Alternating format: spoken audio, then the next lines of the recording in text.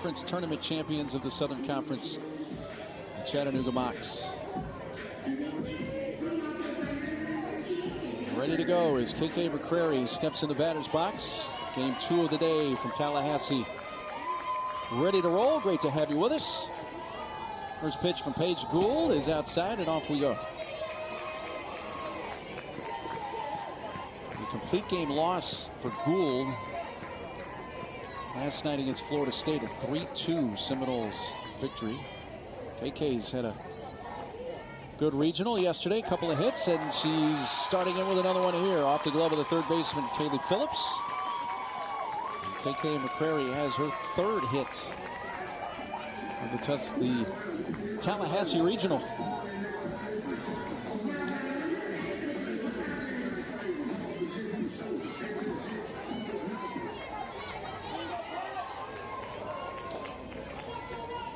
Up to center fielder Michaela Packer.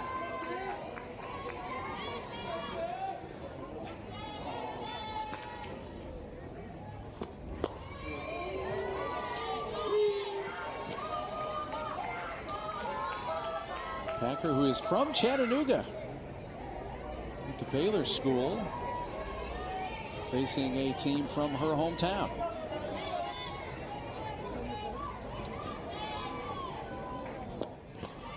Even a miss by Packer, who won multiple state championships in softball and track, including 3 consecutive softball state titles in high school in Chattanooga at Baylor School.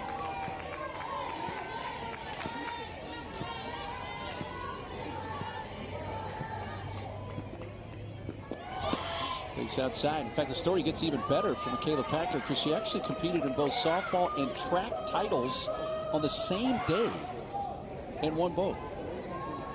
I mean, what a great day. Chattanooga impressive. High School legend there. Well, they could use her speed on base. Bunts it, didn't touch her, and a collision as Sellers ran into Purdy. The catcher now throws, going to go to third base and get McCrary. So the first out of the game is made at third base after a bunt base hit by Packer. McCrary thought that with the collision she could take third base. Just not a good decision from McCrary. It's an excellent bunt from Packer. Angles down. She sees Purdy try to help her teammate up, so thinks she has enough time, but not a chance.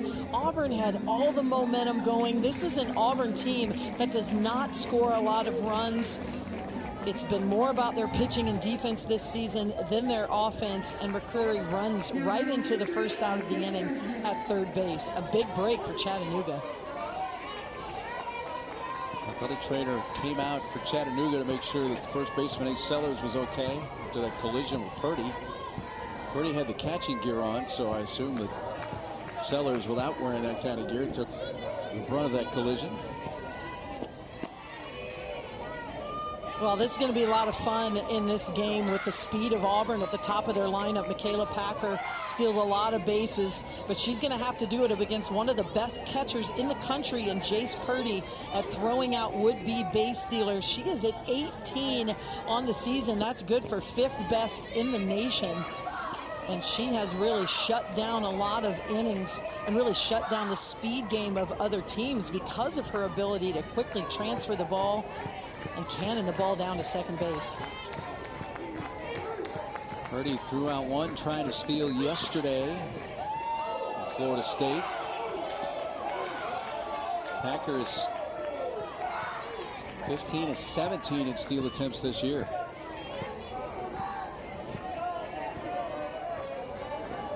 A little game within the game here early.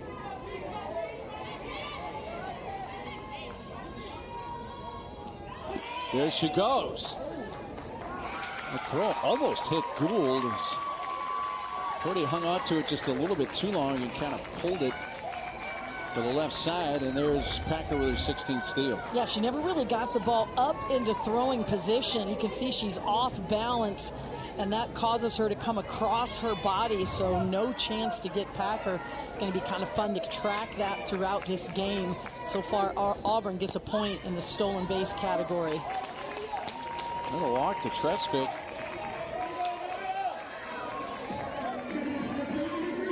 So 2 hits and a walk against Peja Gould here to begin the game, but the out on the bases, the only out of the inning. Packer, that steal, as I mentioned, was her 16th of the season, but 67th career, so second in school history. Career stolen bases. Leah Leck is the DP. California native, a transfer from Maryland. She played 2 seasons.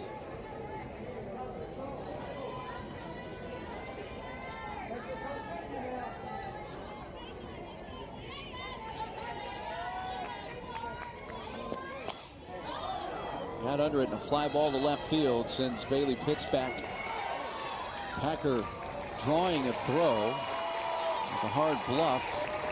A good throw by Pitts into third base, so the runner stayed put with 2 outs. Well, this has not been the same start we saw from Peja Gould last night against Florida State. Just was very quick at retiring hitters, and really that's the first hitter she's retired on her own, with McCrary running into the first out of the inning, but she still is within 1 out of getting out of this inning unscathed. Tigers catcher Anna Wohlers takes a strike.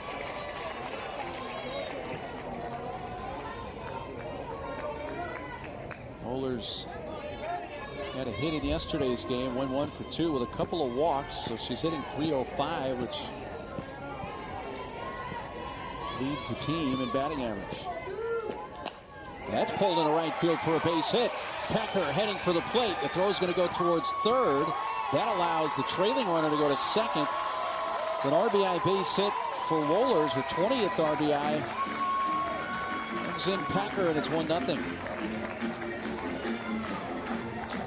These 2-out RBIs are so important all season long, but even more important in the postseason. And this is a pitch down in the zone, but too much plated over the middle of the plate. And Anna Wohlers, who's the hottest hitter in this Auburn lineup, the only hitter hitting above 300, comes through to get Auburn a run on the board. And that ball should have went to second base, but that allows Wohler to go to second by the throw going all the way to third.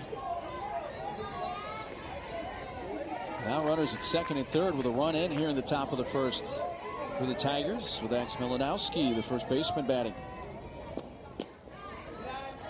Milanowski is given a chance here to drive in 2 more. Ax has been red hot here to end the season. The 9th start, and they have all come since April 14th.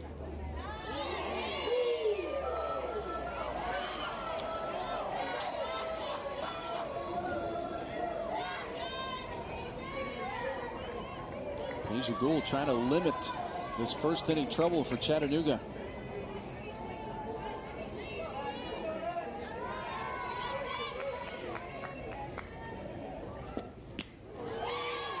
Rip and a miss. Well, that's the curveball we saw quite a bit last night. That tight spin kind of breaks in 2 planes. It breaks out and it breaks up, so makes it even more difficult to hit. It's not just breaking on 1 plane, and you've got to keep your barrel on plane. It's got double movement. Tried it again. She laid off. Well, the Knights are hanging around. There's a chance to grab a meal, because the possibility exists, depending on the length of this game, that we would actually get the 3rd scheduled game in here tonight. A swing and a miss and a strikeout. Milanowski ends the inning. So heats the ball up to 70 miles an hour on every pitch. She can stretch the zone vertically with the rise-drop combination. She's also developed a changeup, and that has allowed her to dominate a game. Kaylee Snell steps in to lead off the Chattanooga bottom of the first. Bounces it on a couple of hops to the second baseman, Rose Roach. 1 pitch, 1 out.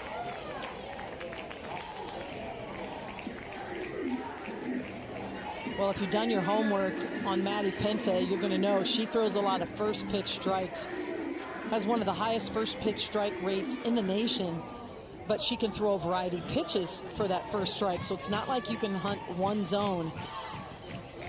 But she continues to work from ahead, and any pitcher out there knows the difference between getting outs with an 0-1 count or 1-0 count. It's significant, and that's why one of the many reasons why Maddie Penta has been so impactful throughout her career. She's been able to work from ahead.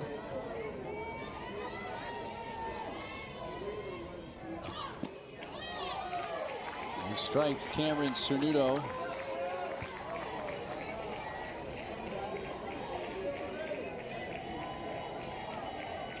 Pinata is out in the Mocs dugout. Stayed up maybe past his bedtime tonight. Probably so. I know we are going to. Tell you what, I could probably use a little candy sugar fix a little later tonight. So if I break into that, hopefully I don't upset anybody. She started Maddie Pineda 94 pitches worth, left with a lead, did not get a decision. And gave up 8 hits, and that's something Auburn did quite a bit of yesterday. They worked from ahead, and they gave up 8 two-strike hits, and a lot of those were home runs. And that is not what you want when you're ahead in the count and you get to 2 strikes. That's your chance to really put away a hitter. And that's just, you get a look right there of what that meant. It's just not something Maddie Penta does very often, is give up a lot of hits. Wave and a miss by Cernuto. And a strikeout for Pinto, 2 outs. This is just pure power coming at you. Right at the top of the strike zone. My best versus your best. Maddie Penta wins that round. Got the first out on 1 pitch. Takes 5 with the strikeout of Cernuto. And now first pitch strike to Olivia LaPerry.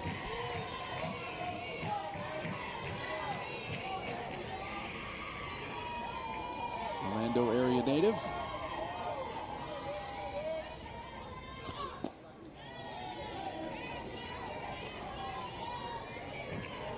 Chattanooga won the regular season in the Southern Conference. Won the conference tournament, had to go to Greensboro to win that.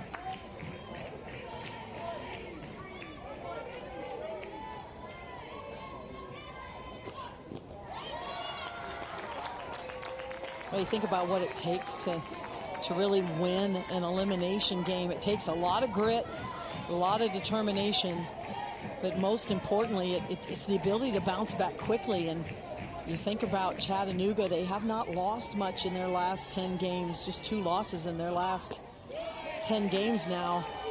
And so they've got to learn to bounce back quickly, where when you're in the SEC, I mean, it feels like you're bouncing back every weekend. It's really tough to win a game, let alone a series, let alone a sweep in that conference. And so this is something that Auburn is very used to. You get knocked down, you got to come right back the next day. In the dirt, they throw to first as they complete the strikeout. Wohlers put it in the dirt. A player played for the Kings. Said, were your parents big fans? I said, not necessarily. They just like the name. So they're the parents responsible. You can certainly see the resemblance with her mother, but she takes after her facially. And there's Peja in the circle. Name for Peja Stojakovic. She said she ran into Peja Stojakovic a couple of times because Peja Stojakovic's daughter was on some club teams that Peja Gould played against, and saw Peja Stojakovic, and one time said, hey, I'm named after you. He kind of gave her a look like, okay. Probably not something he heard every day. No, at least not in the United States, maybe in Serbia. That is a foul ball. Did it hit her while out of the batter's box? It did. So that is an out. So Gould's able to get a quick out as Weidra Bunning and that hitter while out of the batter's box. Now Weidra tries to surprise the defense here and drop a bunt down. And she does angle her bat down, but there you get a good look at it. The ball bounces up. She's clearly out of the box. That would have hit her in the box. It's just a foul ball, but because she was out of the box, she's first out of the inning. Gives the catcher credit for the put out on that. Put out there for Purdy. Here's Rose Roach. Good day for Rose with the bat yesterday. 1 for 2, couple RBIs, walked twice.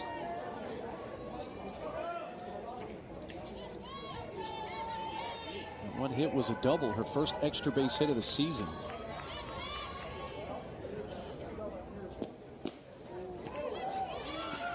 Mickey Dean was talking a lot about, I had asked the team and the young ladies we were visiting with and Mickey Dean, what makes this team so good on defense? Because obviously it starts in a circle with all the strikeouts with Penta and Lowe, but this is a very good defensive team. And Mickey Dean talked a lot about his middle infielders and Peralta and Roach, who's now up. The second baseman said, gosh, they're just so good up the middle and they've been so strong. But those are the two hitters. They're hitting 8, 9 in the lineup today. They've really struggled offensively. And sometimes that's how it can go. You know, when you've got a player that's really cooking on both sides of the ball, it really helps the overall team. At second base, Olivia LaPerry throws out Roach. 2 outs in the inning.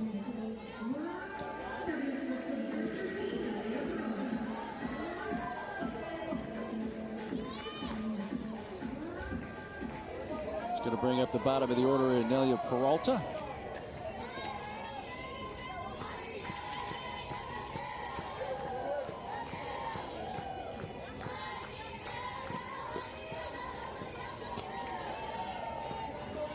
There's Mickey Dean, who announced earlier this season that when the season ends, he is going to retire. Now, he has not ruled out eventually getting back into the sport of college softball, but possibility here that he is coaching his final game. We'll see. If they win tonight, he keeps coaching and they keep playing.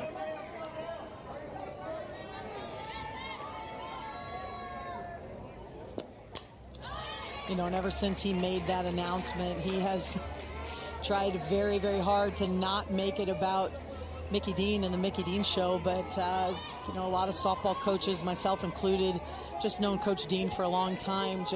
He's just won everywhere he's been. He's been a high school coach, travel ball coach, Division I coach at various levels, and has just such a passion for the game.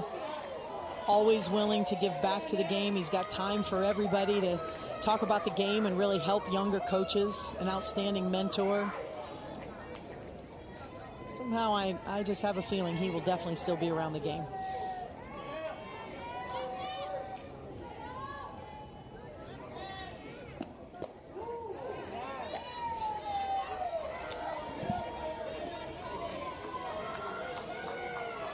Three balls, 2 strike count on Peralta, batting with 2 outs, bases empty.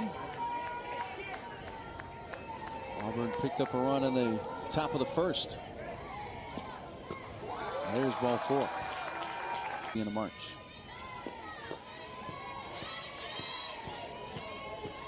You know, we didn't mention his time in the NPF, the National Pro Fast Pitch League. We're a great coach in that, 3-time manager of the year, and coached Jenny Finch at the Chicago Bandits team. I was talking about Jenny to us the other day.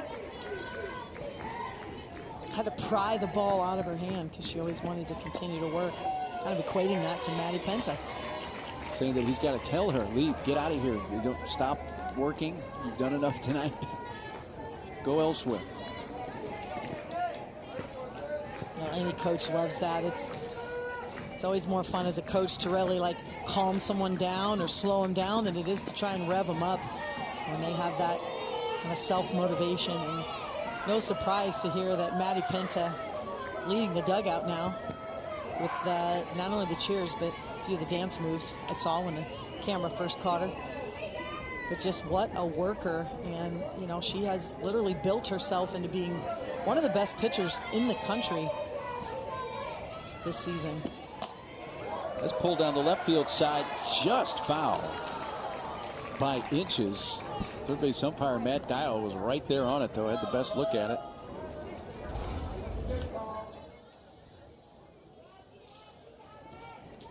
Yep.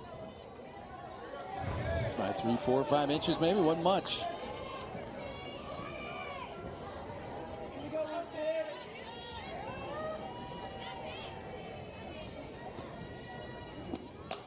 High fly, deep left field. It is deep, far, and gone. 10th of the year for KK McCrary, who more than makes up for a little base running blunder earlier in the game with a 2-run shot.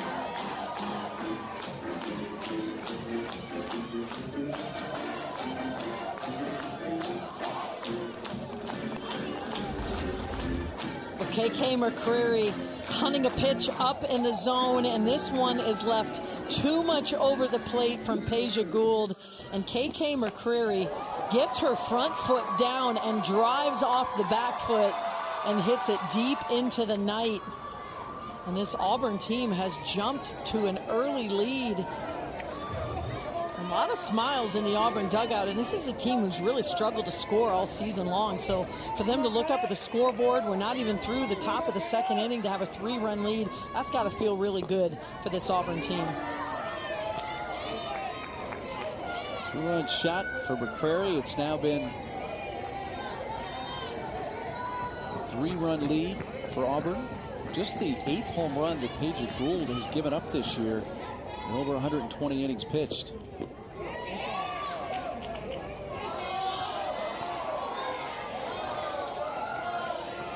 Yeah, her ball tonight is not quite as sharp on her break as we saw last night against Florida State. Thought she was just outstanding, especially her curveball movement, but really had control on both sides of the plate.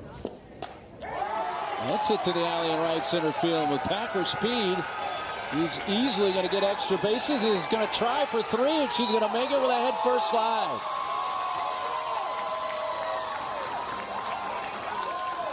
Boy, it's an exciting play to watch, a triple, especially when the individual hitting the triple has the speed of Michaela Packer. She got around the bases to third in a hurry.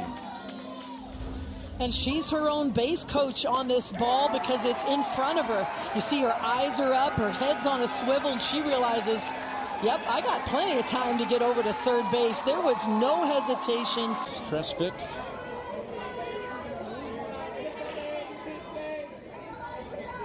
Walked her first plate appearance.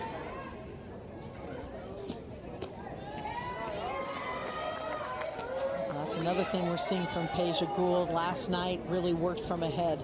Got ahead of hitters. She has really worked from behind almost every batter tonight. She finds herself 1-0, 2-0.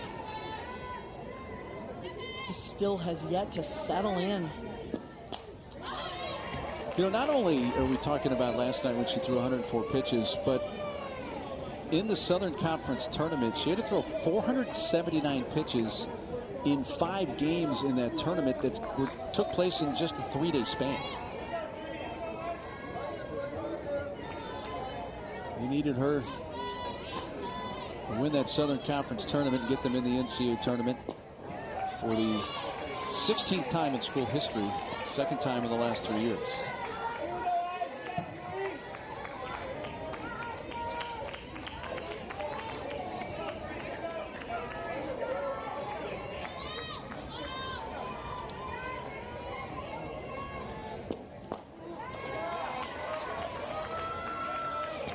Two count on Tresvik.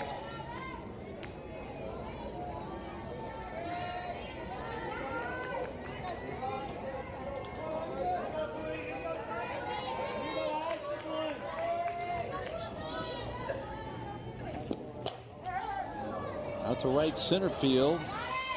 Eddie Keelan making the grab to retire the side, but KK McCrary.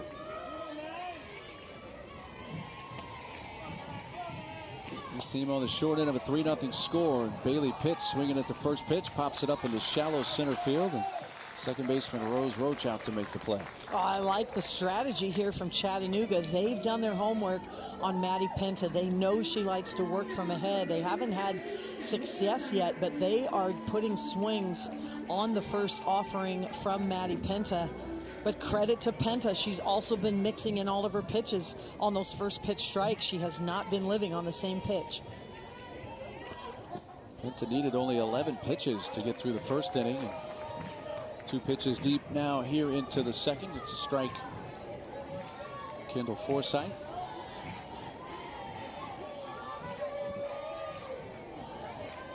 Well, case in point, she got ahead on Forsythe. with an off-speed pitch. And so, you know, you can't think, all right, I'm ready. I know she's going to bring it. She can throw it up to 70 miles an hour. I'm going to time this up. And then, pulls a string and gets ahead on an off-speed and then goes upstairs. And all of a sudden you blink and it's 0-2. This is how Maddie Penta has had her success.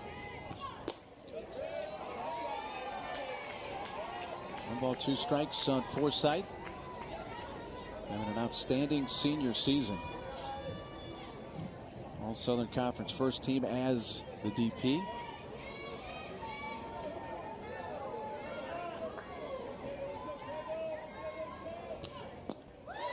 Wave and a miss. That's in the dirt.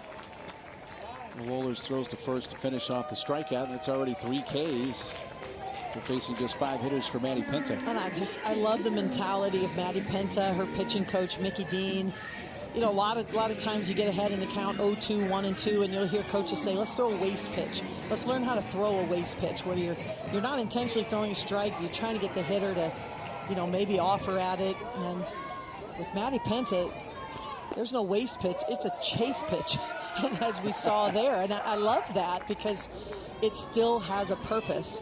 You're not wasting anything. You're still being efficient with your pitches, but you're trying to get them to chase. And one of the best strikeout leaders. You just saw that graphic a minute ago. The top 4 of active strikeout leaders this season. Line to short and right at Nelia Peralta. Another quick inning for Maddie Penta, who has set down the photo portrait. Yeah. Put a GoPro on that per dog. game. So we'll see if we actually have a 3rd game, which kind of seems strange to say because of the uncertainty, but with our crew, we kind of fly by the seat of our pants. So we don't mind that uncertainty, do we? We're flexible. We're flexible. Thank you. Amelia Leck. 2 balls, no strikes. And the Auburn DP.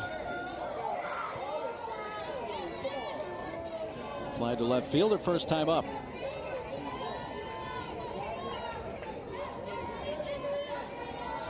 Two-run home run from McCrary. That last inning has given Auburn a 3-0 lead.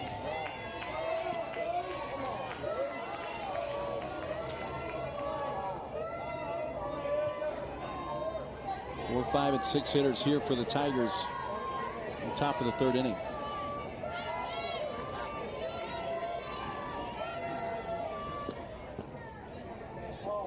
Four-pitch walk. Well, and 4 curveball pitches for walk, and that's very uncharacteristic of Gould. She's trying to get ahead with that pitch. When she's behind, she's trying to come with her best pitch, and it just can't find that command right now. It's just off the plate. She's going to have to start it a little more on the plate and get it to break off the plate. Riley McNeamer is going to run at first base. Amelia Leck.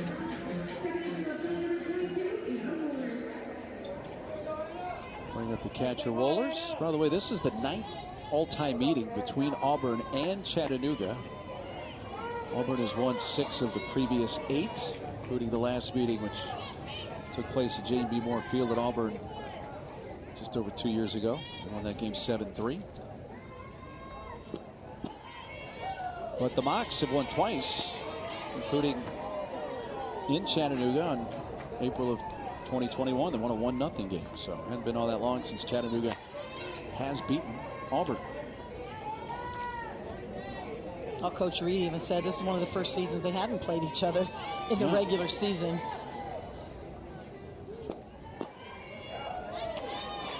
There's a strike call. Wohlers, an RBI base hitter, first time up, took that one into right field.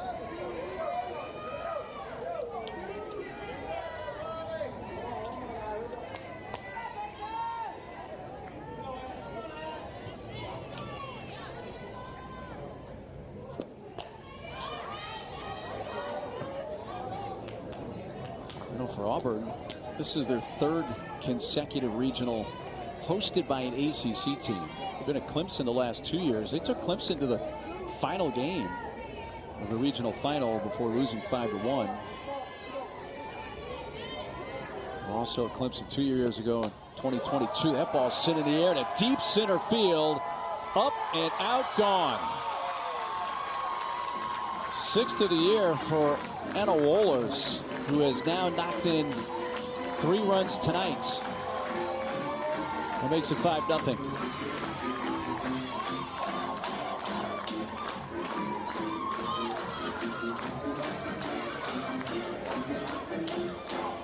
Well, it may have been a frustrating season for the Auburn offense, but not tonight.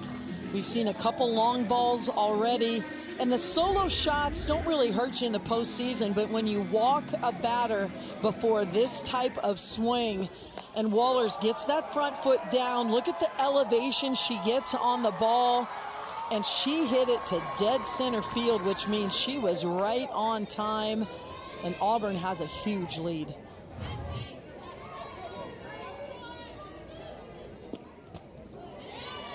Wolanowski up there hacking at the first pitch.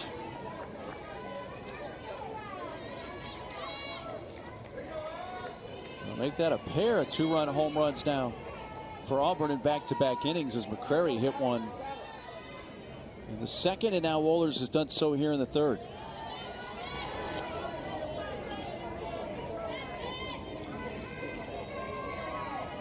At this point, it has just not been the same Peja Gould that we saw last night. She was stoic, impressive in front of a huge Florida State crowd and nearly beat the Seminoles.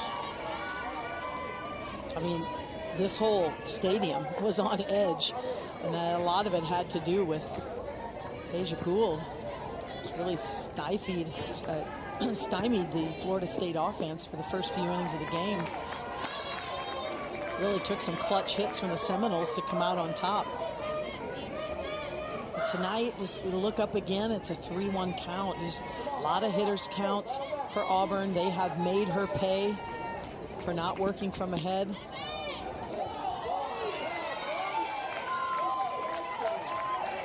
And Wolanowski reaches. I mean, we're not even through 3 innings yet, and that's the 4th walk for Peja Gould. And uncharacteristic. Very tough when you're facing a team that does have the potential for the long ball. We've seen 2 already tonight. Now those aren't solo shots, they're 2-run home runs, and that can make a difference in a hurry. Roberts going to bring out Martin, the pinch run. Talia Martin running at first base. By the way, I thought you almost created a new word when you almost combined stymied and stifled.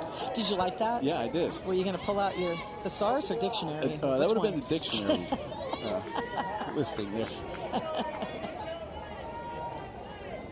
And it's only early in game 2. I mean, just wait till game 3. Yeah.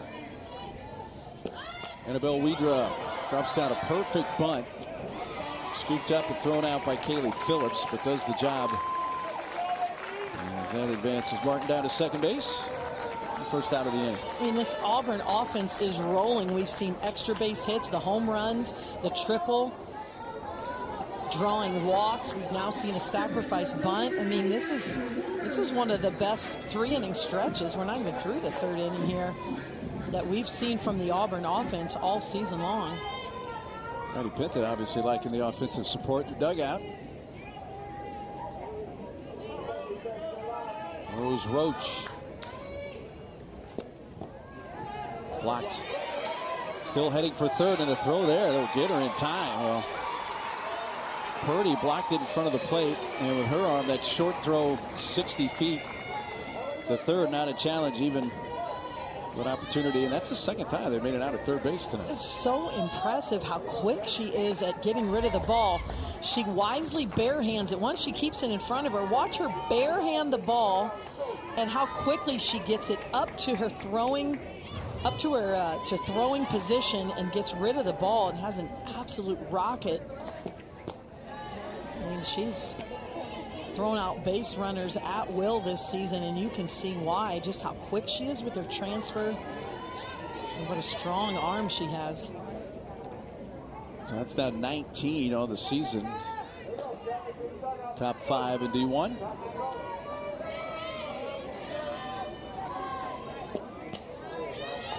Will that get out of play? No, but she's saying she caught it. Jace Purdy, right at the front step of the Auburn dugout. That's one of the best catches I've ever seen in a ball hit in that direction. Now, she did collide with Kaylee Phillips, her veteran third baseman, and Phillips showing some effects of that collision going off the field. But I'll tell you what, in that last look we had of Purdy, you saw that she cleanly caught the ball in the webbing, showed it to the plate umpire. It was an incredible catch. Let's talk about the fact that she ran, how far she went from her position, from the catching position, almost into the Auburn dugout to make the play. So I agree with you, Mark. It's one of the better catches I've seen. Look how far she goes for the ball, and then absolutely no fear, dives right into the padded backstop. Backhand catch. And that's just outstanding. Yeah, it looks like bricks, but it is padded. But that's not to say it's super soft. And Phillips, hopefully she's all right. But Purdy basically in that inning just said, you know what, I'm taking this over. I mean, defensively. Threw the runner out at third and then said, well, fly ball. I'll just catch this one and we'll call it a day. She just, you know, really took over that inning from the catching position.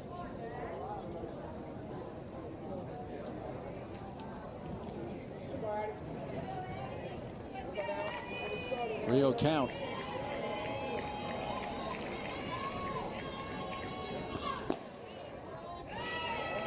And that is ball 4. I think on a pitch just prior to that, our plate umpire, Susan Eads, didn't like something she heard over towards the fans section by the Chattanooga dugout.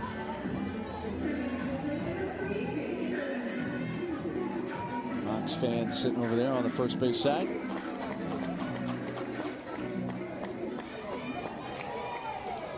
So here's the aforementioned Jace Purdy. Foul.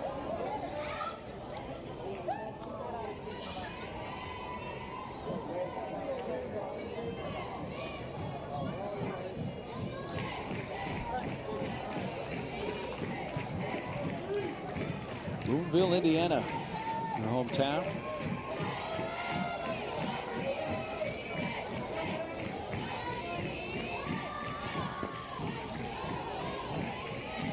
Boonville, by the way, is on the southern side of the state. It's a little east of Evansville. It's not an Indy area town. Went to Boonville High School in Boonville, Indiana. Holds the high school's career record for home runs. Did not get cheated on that rip. I just love the way she plays the game. You know, like, saw it in that swing, in her at bat. I mean, I don't even need to describe what happened in the last inning. Just the desire she has and just the feistiness and the way she plays.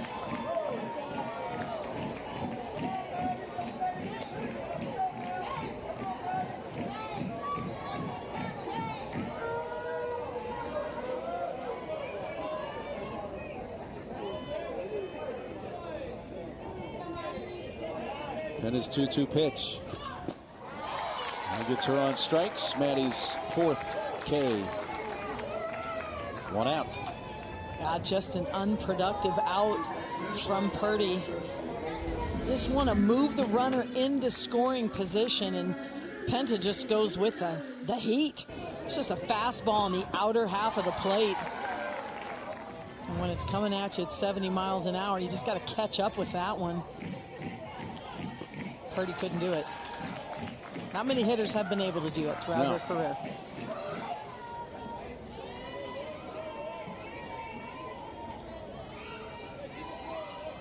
One on, one out for Aislinn Sellers, Lamock's first baseman.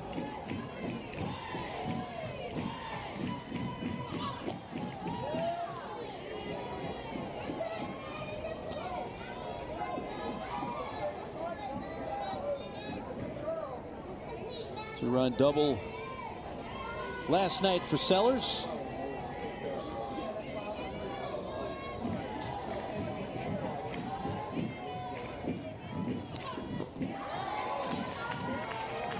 Wasn't looking off speed that time.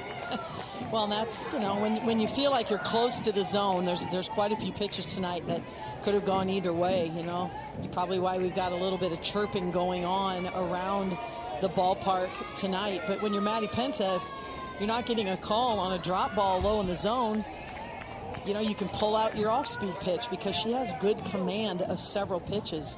She can throw a low rise ball in the zone. She did not have that pitch when she was a freshman. She's really developed that pitch. She's always had that heavy, hard drop ball to both sides. But now she also can use her off-speed pitch on any count. And that's what you need when you have a night like tonight where you're just missing a little bit out of the zone. You just got to go deeper into that toolbox.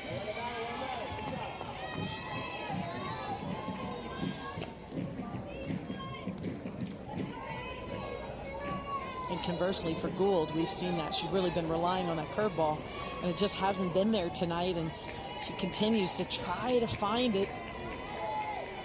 Penta's been able to use 3 or 4 pitches. Back to the power, a strikeout. Runner took off and is going to get the steal. It's Eddie Keelan, the 4th stolen base of the season.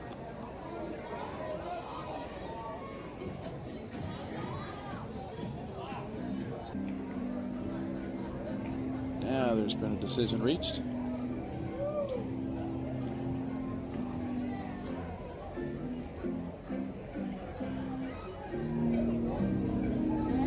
And that is the case. So that is going to end the inning. Coach Mickey Dean. Hey, what, if anything, have you seen different from Maddie Penta tonight from what you saw yesterday? Well, you know, she's attacking and she's working ahead, but also she's hitting her spots. Not doing a whole lot of thinking, just pitching. And when she does that, she's really good.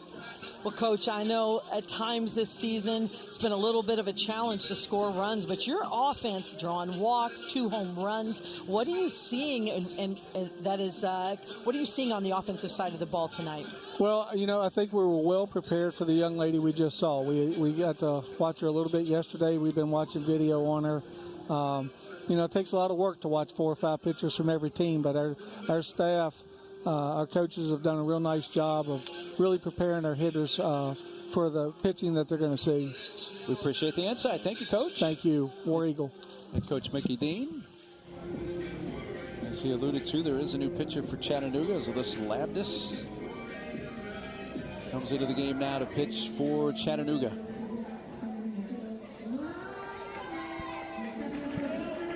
Paige Gould just struggling tonight to find her command. Not being able to work with that curveball has really hurt her tonight, so they're going to shift gears and turn to the junior.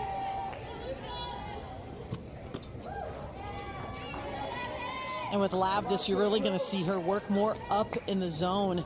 You're going to see a curveball, rise ball, screwball combination. 86 strikeouts on the season, and also gets a lot of fly ball outs. Labdis, second team All-Southern Conference, as she faces the 9-1 and 2 hitters, and Peralta leading off for Auburn.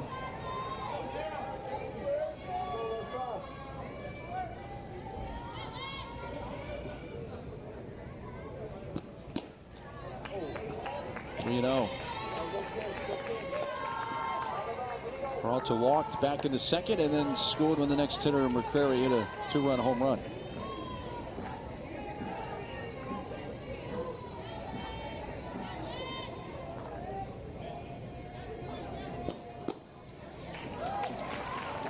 And the second time Peralta walks, this time a 4-pitch free pass. Out of the dugout pops the Chattanooga head coach, Frank Reed.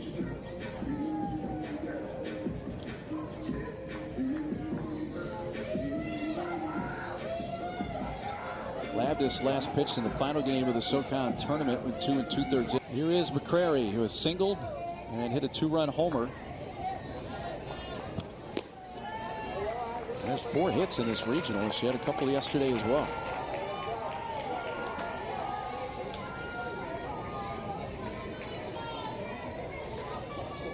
Number 10 on the season for KK. This is somebody who hit 1 home run last year in 54 games.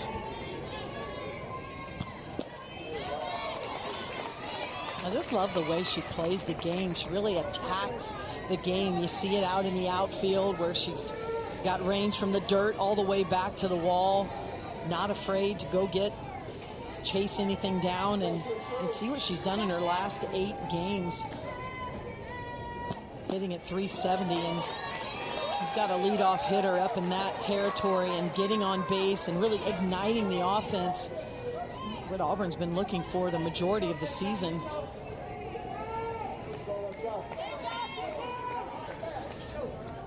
Ball and 2 strikes.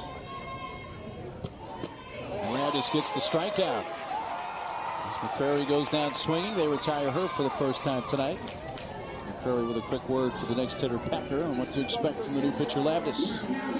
And that time Labdis works from ahead, so she's able to go upstairs and climb the ladder. This pitch is clearly out of the strike zone, but with 2 strikes, McCrary has to protect. Tunneled that ball well, started it low.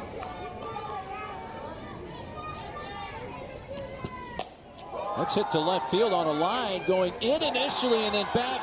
It is over the head of Pitts. It's a double for Packer. And Peralta advances all the way to third. Well, I mentioned Packer got her 5th triple last time up, which equaled her double total of 5, but she upsets that balance here and gets her 6th double. Oh, and Mark, she's 1 home run away from the cycle. Already. I mean, she's got a single, a double, a triple, and is just seeing the ball so well and is so on time. That ball gets out there in a hurry. Just barreled it up. She has 2 homers this year, but keep in mind she hit 9 2 years ago in her sophomore year in 2022. Going after the first pitch, Tresvik pops it up on the infield.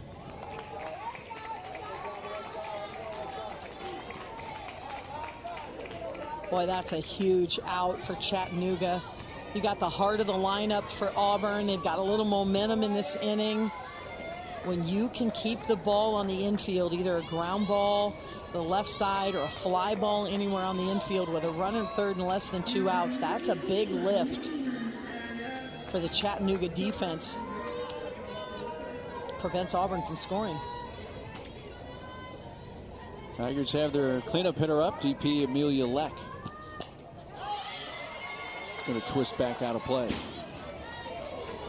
So this is where that information passed down from hitter to hitter. If you're Auburn, or if you've been watching in the dugout, you know, what are you seeing from the new pitcher? Well, you're seeing her go up in the zone. And so it's so important to start with your hands at the top of the strike zone. If it's above them, you're going to let it go. And if you're going to swing at it, you got to get that bat on plane nice and high, stay strong through the zone. We've seen some little fly balls, and that's because Auburn's getting underneath that rise ball of Labdis. Well, McNeamer, that is, who came in a run for Leck, stayed in the game as a DP, so she's batting for the first time here.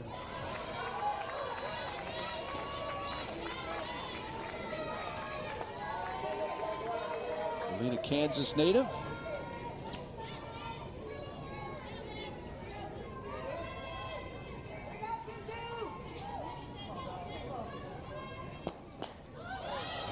Up foul, back it out of play.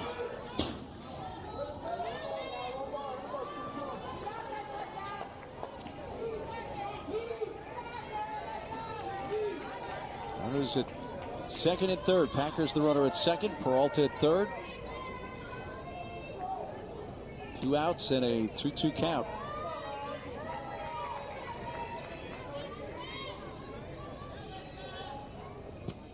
McNeamer back up the middle, base hit. It will score a pair. The second hit of the season. The other one came April 28th at Ole Miss. And this one drives into and makes it 7-0.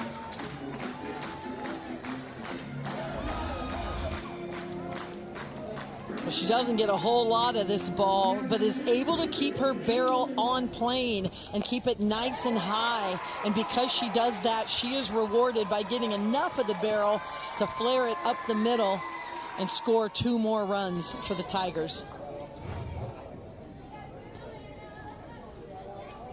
Brings up the catcher, Anna Wohlers, has a couple of hits. RBI single in the first and a 2-run home run her last time up an inning ago.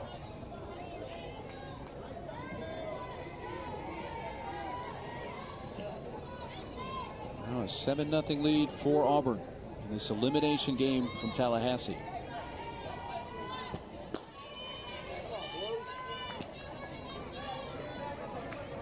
Auburn scored 6 runs yesterday. They've scored 7 runs so far today. This is a team that, coming into the regional, scored the fewest runs in the SEC. They hadn't even hit the 200 mark. They've really passed the bat quite a bit here in Tallahassee. 3-0.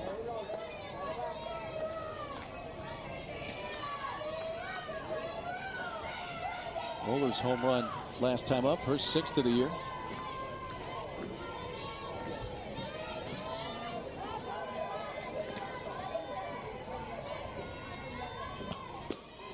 There's a strike.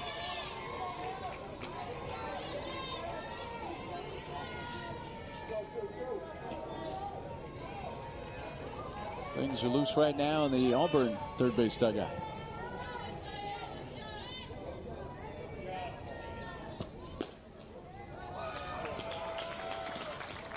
Second walk of the inning. Wohlers is on base for a 3rd time.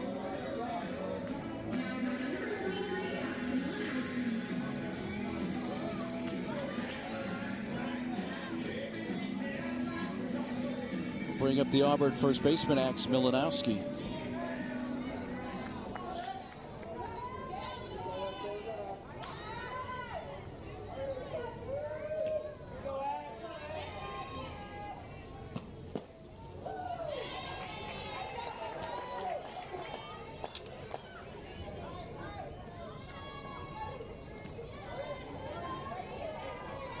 Yesterday, 1 for 3, scored twice, had a double, was hit by a pitch.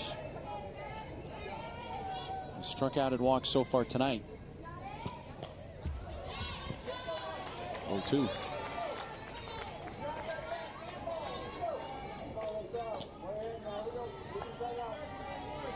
First inning of work for Alyssa Labdis coming in. Peja Gould, the starting pitcher for Chattanooga.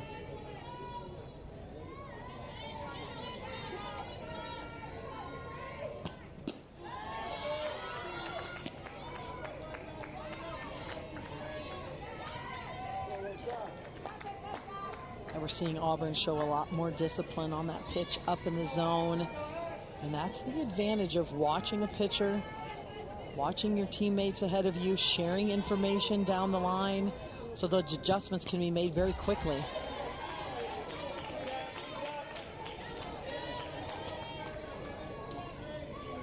Still a ball and 2 strikes on Milanowski.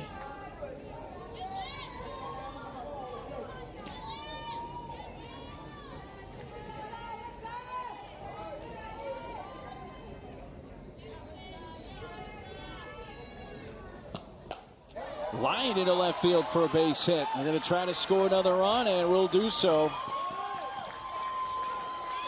Niemer comes in, but they get the out. Coach, last night your team had the Florida State faithful on the edge of their seat, nervous all night. What was the message to your team after last night's game heading into today? Just do what we've done all year, come out and win a couple tonight. We got a little slow start with Peja, and then I think we got a little down on offense. We need to jump on early on Penta, but we haven't been able to do that. Well, you've been really using Labdis and Gould, kind of a 1-2 punch all season long. What was the biggest difference you saw with Gould last night versus tonight? Well, I thought she's a little tighter with her pitches, and she had a little bit more control. So we got behind the count. When we get behind the count, we're forced to throw things that we don't want to throw. So that's been a little tougher for us. And then Alyssa, trying to come in and get that extra out for us is a little tough for her as well. I'm not sure she was ready to come in the game. Appreciate your time. Thanks so much, Coach. All right, thank you. Coach Frank Reed, the lifelong Chattanooga resident. 8-0 game as they go to the bottom of the 4th inning. And take a look here. All of a sudden, Auburn in this elimination game. Annabelle Weidris into the circle now.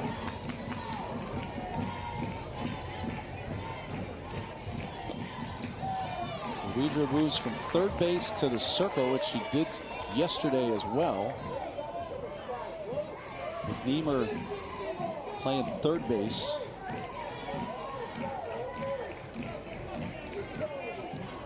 Penta has come out.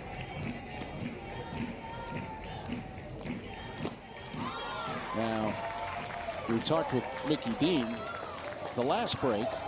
Had we had him on right now, I guess my question would be, which I'll address to you, Carol, now, is he saving Maddie for possibly later tonight if we do indeed play a third game in another elimination game? Well, yeah, this decision is twofold. Number one, exactly that. I mean, when Auburn came to the ballpark tonight, they're not thinking about one game, they're thinking about two. And now that they've got some cushion in this game, I mean, obviously UTC comes back in this game, we may see Penta again, but at the moment with a little bit of a comfortable lead, they're going to rest Penta knowing they've got another game still tonight. And the second reason is to give Weidra a little more time, a little more confidence in the circle, down the road, whether that's later tonight in the game, if they are to advance versus UCF, or again, they're thinking about tomorrow, not one game, but two games to keep their season alive, trying to keep Penta fresh. Top of the order here for Chattanooga. So Penta went one time through the order, 3 innings. No runs or hits allowed with 5 strikeouts, 1 walk.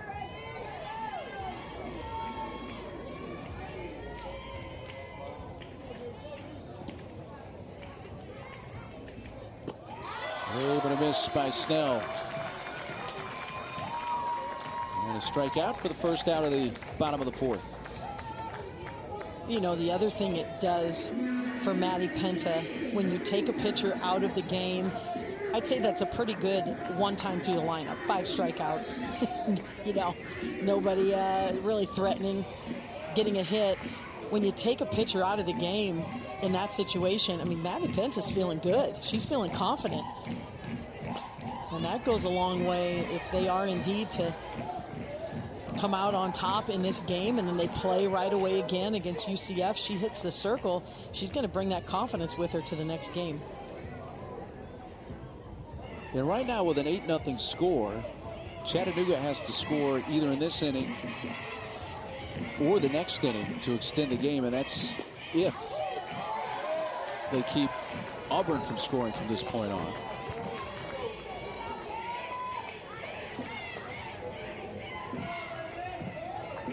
Cernito, one of those strikeout victims of Penta back in the 1st inning. And they need her wheels on base. She has 18 stolen bases on the season. She just the catalyst that makes things happen for the Mocs offense.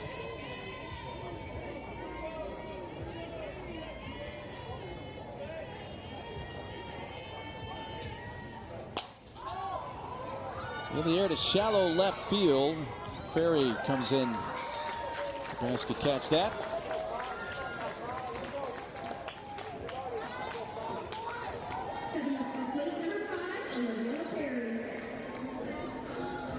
Two outs in the home half of the 4th. And not the ideal way you want to catch a fly ball out there, but you could see McCrary, you could read her lips, and I couldn't see it. I didn't pick it up off the bat, and that can happen too. The result's the same.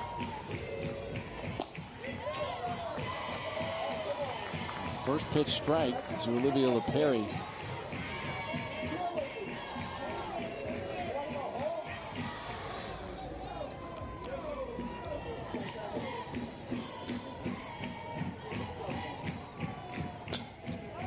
Down the right field side, it's slicing and will go foul out of reach of Tresvik.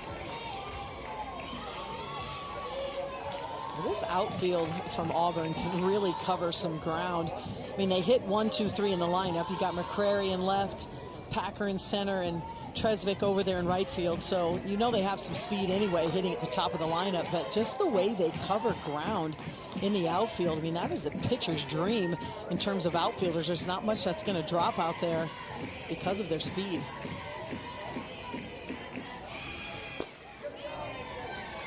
And that's always a big debate in softball. If you had an outfielder, would you rather have an outfielder with speed that can run down a lot of plays and has an average arm, or someone who's got a gun out there and, you know, average speed? And I go with the former. My answer would be speed all day, absolutely. you know, because they have so many more balls that they have the ability to catch than throw runners out with the assist. Weidra sets him down in order, striking out 2. A little later this evening. Top of the 5th. New pitcher in the game, 3rd of the night for the Mocs, is Izzy Alley.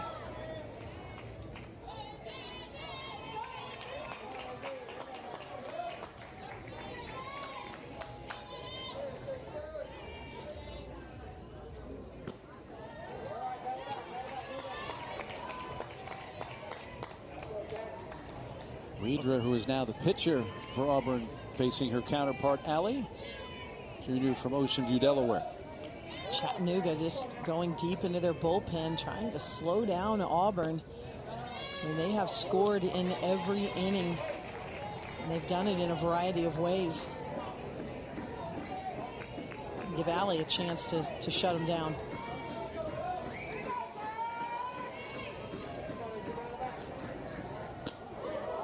Spins her around, inside ball 4, and a 4-pitch walk to Weidra.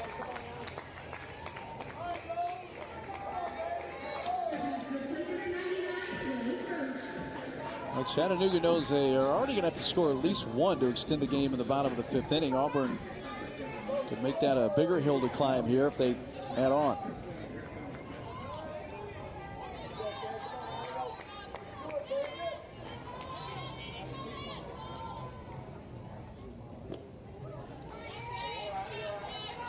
Ball 1 to Rose Roach. It's been a while since Alley has pitched. May 5th at Western Carolina, the last time she was in a game, through 3 innings there. It's her first action postseason this year.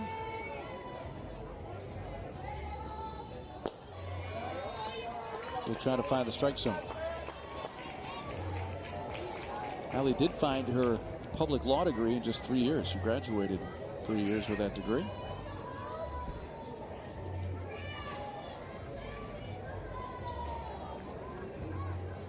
You can just see how important Jace Purdy is to this entire team. I mean, calls timeout, knows this is the first time Allie's been in a game. As you mentioned, has not thrown a strike yet, 6 straight balls. But she has a lot to do with every play on defense. We've seen her throw runners out, make a spectacular catch to end the inning. And now she goes out and she's that leader, that mentor for her pitching staff. When we were talking to her teammates a couple days ago, we were talking about the arm of Purdy. And I forget which one it was that said this, but they said that they believe that she could step in front of home plate and throw the ball out of the facility to dead center field on the fly. It wasn't even a question. Yeah.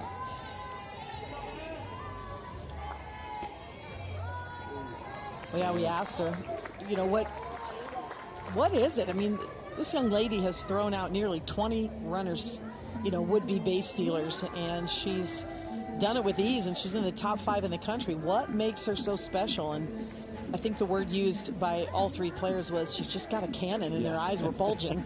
And they were accurate. That is accurate. Cheyenne Camp, the pitching coach for Chattanooga, out. Cheyenne, who, before she got married, Cheyenne Tarango, played in 3 Women's College World Series at Tennessee. Dual threat player, pitched and hit.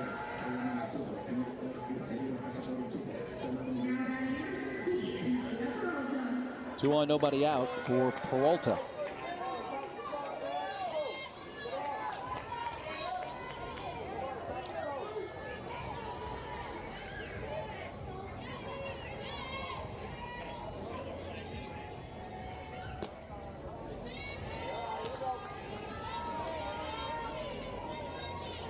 Kelly has been on base twice, each time with walks. 2 walks, 2 runs scored.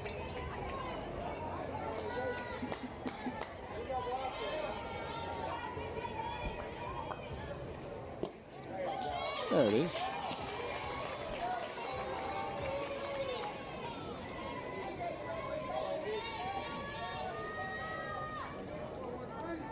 Eight runs, 9 hits for the Tigers. Zeros across on the line score for Chattanooga.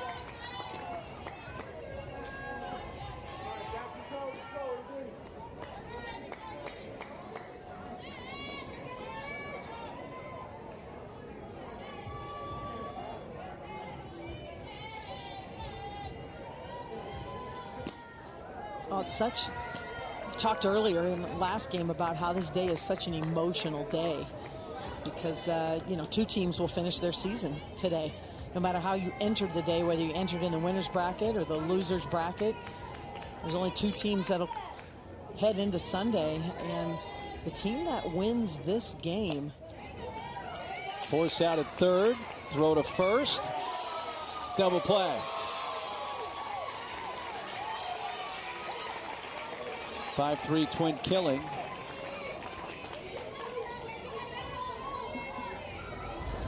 There's nothing that helps your pitcher out when they're struggling, throwing a lot of balls, than a double play. And the senior, Kaylee Phillips, does it all herself. Feels the ball, hustles over, gets her right foot on the corner of the base, and uses that momentum from her right foot. Have a strong throw over to first base. That will change the inning in a hurry. Good to see Kaylee Phillips is moving around okay after that either collision with Purdy or the wall or chasing that foul ball a couple innings ago. KK, big night again. Getting a 2-run home run.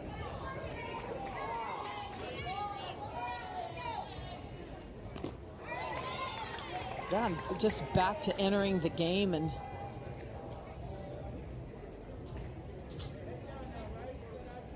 well, you mentioned, Carol, last in the SEC in batting average and runs scored.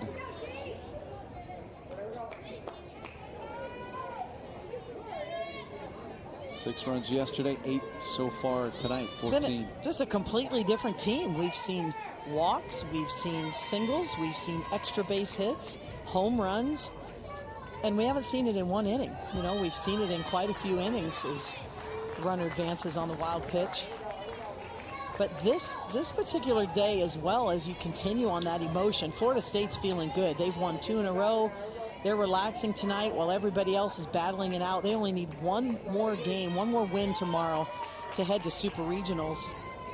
But UCF came into this game in the winner's bracket. They've got to sit around now during a game and get themselves back up to play tonight and come up with that victory to play to tomorrow. And that's a whole different type of momentum you bring into that game tonight.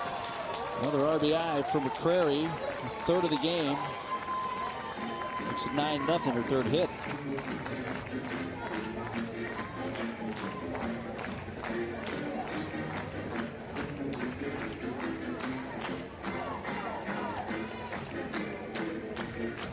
Dean's going to bring the lineup card out. He's going to use a runner for McCrary. This ballpark a long time today. All day, and any coach out there knows you get your team ready. They're warming up a little bit in the rain. You know, they've had breakfast. They've gone through their training room on the road. They've done all of the things to get ready to play. Then they have to get back in the bus, go back to the hotel, come back out, warm up again.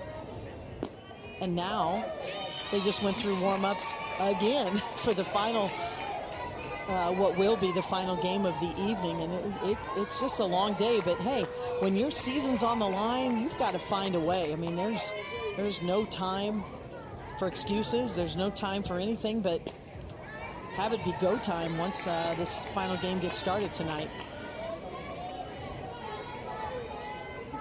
So Packers at the plate, a home run shy of the cycle. Single in the first, bunt hit, tripled in the second, double in the fourth. Now batting in the top of the 5th. 2 balls, 2 strikes.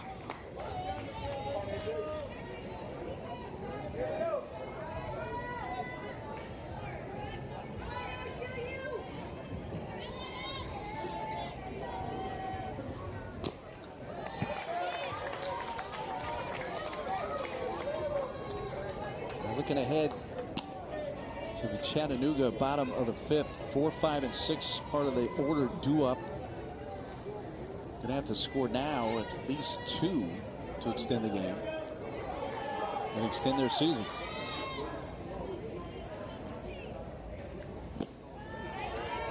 I mean, you know, we just talked a little bit about the Auburn offense and what they've been able to do in the regional.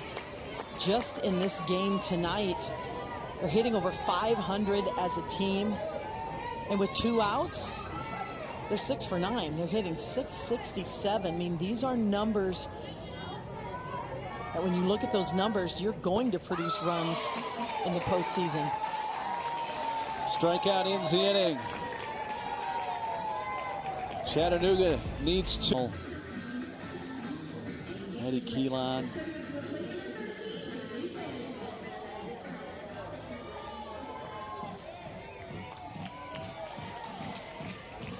Need to score at least 2 to extend the game. Bailey Pitts takes first pitch strike from Weidra.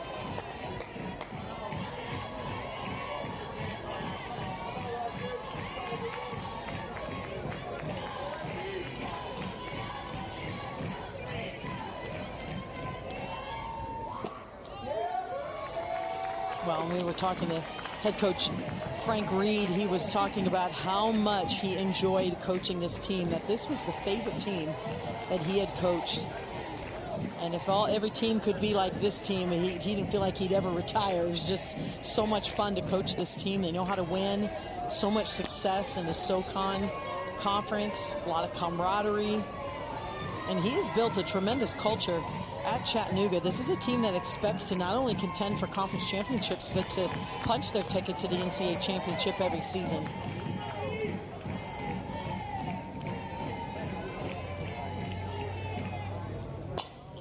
Ball's hit high in the air to left field.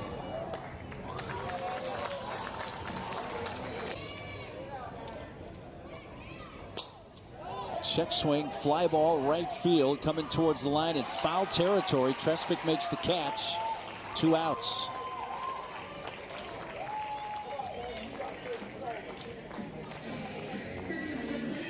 Oh, excuse me, check swing gets the senior Forsyth.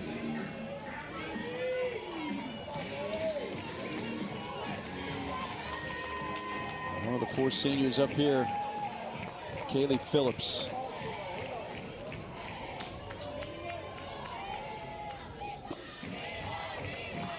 Kaylee Phillips, I guess it's only appropriate she's up in this spot, Carol. She is the heart and soul of this team.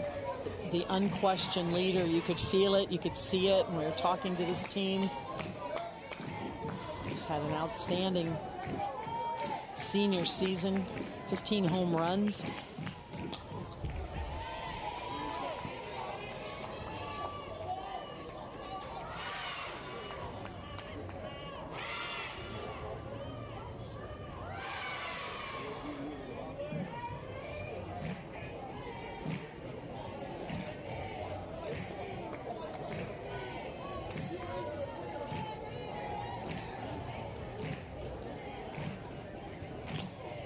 Old foul down the left field side. They're down to their final strike.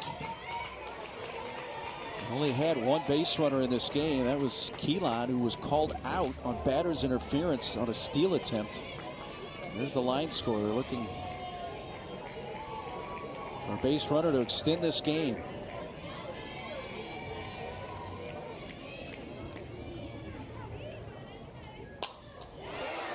And there's a base hit into the left field corner. Auburn was 1 strike away from just their 2nd no-hitter in postseason play. The other was from Holly Curry against Marist in 2006 in the Tucson Regional when they won 14-0 in 5 innings. Chattanooga was down to their last strike and about to get no hit, and it's Phillips with an extra base hit. And Her philosophy has been so simple this year, and yet she's had such big results, and that is just to hit the ball hard every time. We saw her do that there. Are we surprised at all that she's the one that broke up the no-hitter? No way. And what very well probably is going to be her final collegiate at bat. Unless they can score 2 here, which is still on the table with the tying run at the plate. Maddie Keelan, another one of the seniors.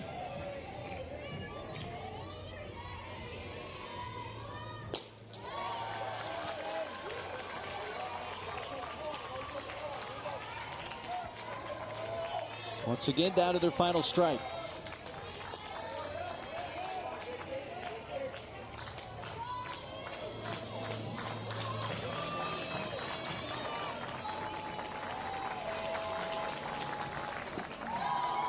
Strike 3 call. The Chattanooga season comes to an end as Auburn wins this elimination game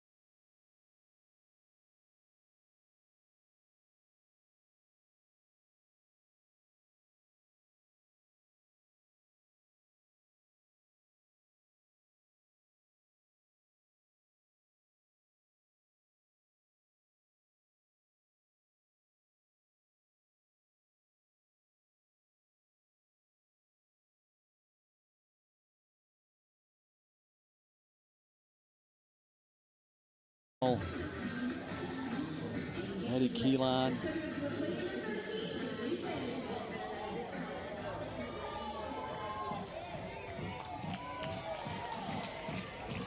Need to score at least 2 to extend the game. Bailey Pitts takes first pitch strike from Weidrich.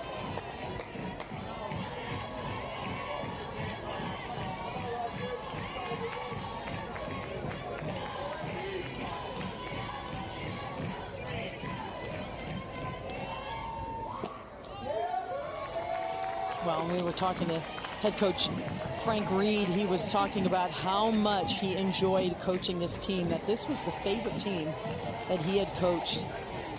And if every team could be like this team, he didn't feel like he'd ever retire. It was just so much fun to coach this team. They know how to win. So much success in the SoCon Conference, a lot of camaraderie. And he has built a tremendous culture at Chattanooga. This is a team that expects to not only contend for conference championships, but to punch their ticket to the NCAA championship every season.